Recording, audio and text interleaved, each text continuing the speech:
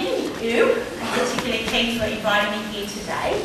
And I want you to know, particularly if you're a visitor here today, that I've been asked here not only because of my Masterchef connections, but also because I am Christian. So what I'm going to talk to you about today ties in two of my greatest loves, God and food.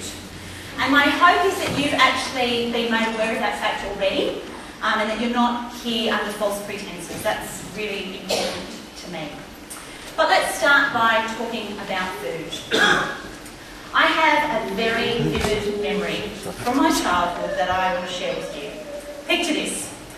Me, in the quietness of the vacant kitchen, climbing up onto the kitchen bench with stealth, reaching up as high as I can, fingering the bottom of the rim of the tin to inch it closer and closer to the edge, catching it with the skill of a cat burglar, and then silently rising off the lid, reaching inside for chocolate pudding.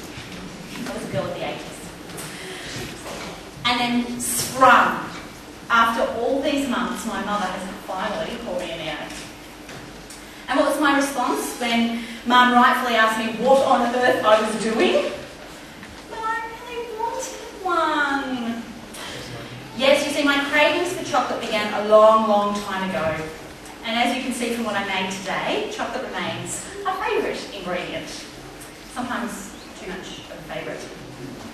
I'm not sure if you share in my experience, but if I get cravings for chocolate, little else will satisfy. Believe me, I've tried. I've tried having that piece of fruit that my mother always told me to do.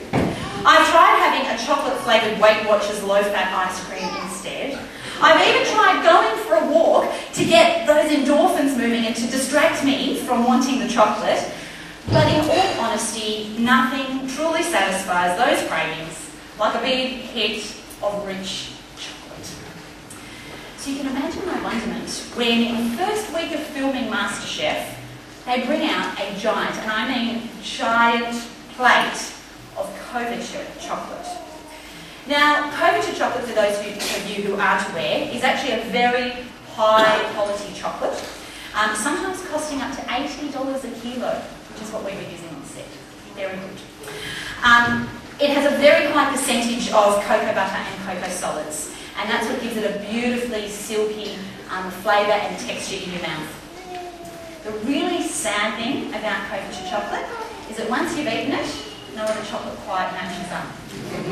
So you can imagine that I found myself in a very expensive habit. Not that I'm allowed to buy the $80 a kilo version, but there are other ones around. For those people cooking with that massive plate of couverture chocolate, they were in an elimination round. And it was one of only 2 times during my entire time on Masterchef that I actually wished that I was in the elimination round. The other one was when I got to cook with Heston Blumenthal. Did his hamburgers and chips and shake. I'm sure you know that feeling of craving as well. We all know it, don't we? A deep longing where we can't seem to get our mind off that thing until we have it. For me, it's chocolate. Perhaps for you, it's cheese. Quite a few phrases where cheese is their downfall. Or maybe it's tea, that cup of tea, or that cup of coffee. Or maybe your cravings change depending on the mood you're in. Sometimes it could be something just as simple as water. Our body longs for it. But beyond those food cravings, we as humans have other cravings too, don't we?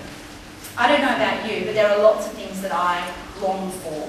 After the crazy 18 months I've had, I long for a holiday where I can just sleep, read books, play with my children, those kind of things. I crave it. I crave that time. Or, like many women my age, I long for a body that's back in its 20s to be fit.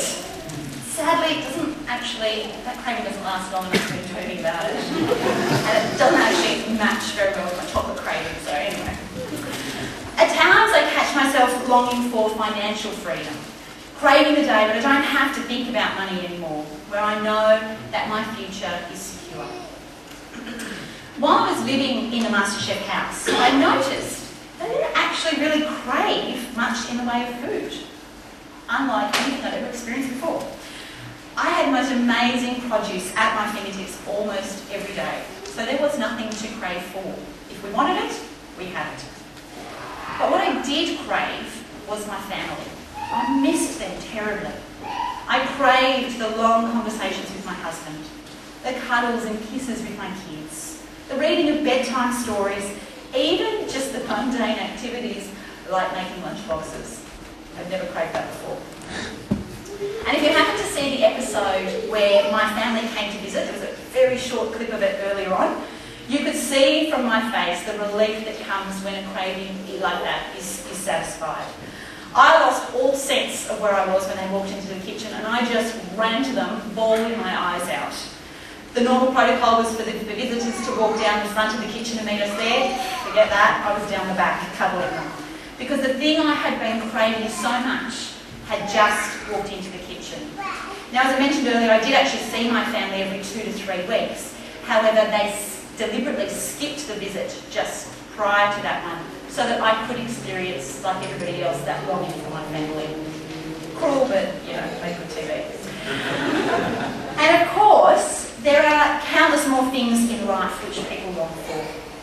Sometimes these can be really difficult cravings to live with. The longing for a child, the craving to be loved by someone special, or the longing to have just one more minute with a loved one who's passed away. If we think about our cravings, they're often the good things. Not always, chocolate is a case in point, but often. Some years ago, when I was on that diet in my 20s, a friend of mine who was studying naturopathy told me that our bodies often crave foods because they actually need them. And at this time I was craving a milkshake. So she convinced me that my body needed the milkshake. Of course, I went off and got a chocolate one, which I'm not sure what my body needed, but anyway. But if we think about it, many of our cravings are for the things that we need. To use my own cravings as an example, rest and holiday is something that we all need. A certain degree of health and fitness is something that we all need. And security is something that we all need. They're good things and they're healthy things to crave for. But if we go deeper still, I believe there are even bigger longings in our heart, in the human heart, than those longings.